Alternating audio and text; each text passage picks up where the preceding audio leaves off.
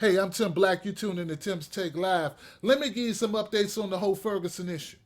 First of all, a state of emergency has been issued by Governor Jay Nixon. I agree with the Brown family when they say it looks like Governor Nixon is preparing for war, not peace. Well, hey, it was a big book. Maybe he only read the war part. He never got to the peace part. War and peace. They've called in the National Guard in preparation for what they say may be a volatile situation there in Ferguson. And to them I say, hey, what about the deaths of other black males in Ferguson, Missouri? See, people are under the wrong assumption that this is only about Mike Brown, but it's not. It's about the fact that black men in Ferguson, Missouri are 8 times more likely to be arrested than white men. And why is that? It's because they get pulled over and searched more often. According to a ProPublica study, black male is 20 times more likely to be shot and killed by a Ferguson police officer than a white man.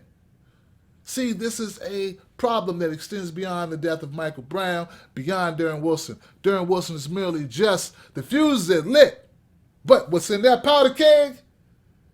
That's been building up over years. So in response to what they say is possible upheaval, due to the fact the grand jury hasn't come back with a decision if they're even going to charge Darren Wilson. I mean, if he's even going to come to court for taking the life of a black man.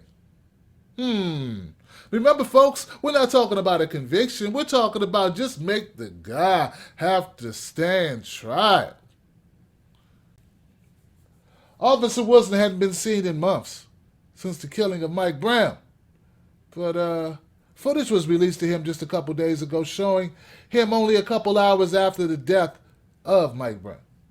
Here he is walking down the corridor on his way to the hospital to get checked out. Well, I'm not a doctor, I'll admit. But I can see, and my eyes do not detect injury. Maybe yours do. The Ku Klux Klan say they're going to come out and they're going to lay hands on people who protest. They say they want to defend officers and officers' families against the protesters. I wonder who called in the KKK. Could it be Ferguson, Missouri folks? At least not all. I'm not going to say all. I don't know.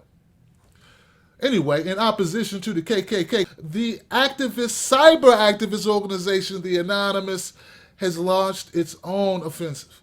That's right. They started a denial of service attack on the websites of the KKK.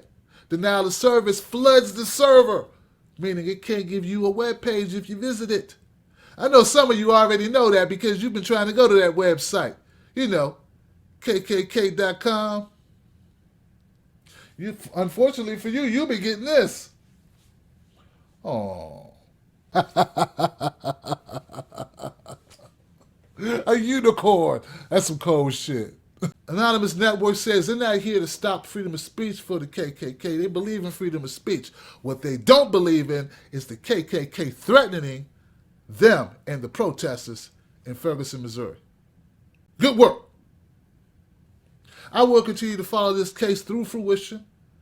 But know this, folks, regardless of what the decision is, it will be bittersweet because we cannot bring Mike Brown back. But what we can attempt to do is to stave off future Mike Browns and future Darren Wilsons. Keep watching.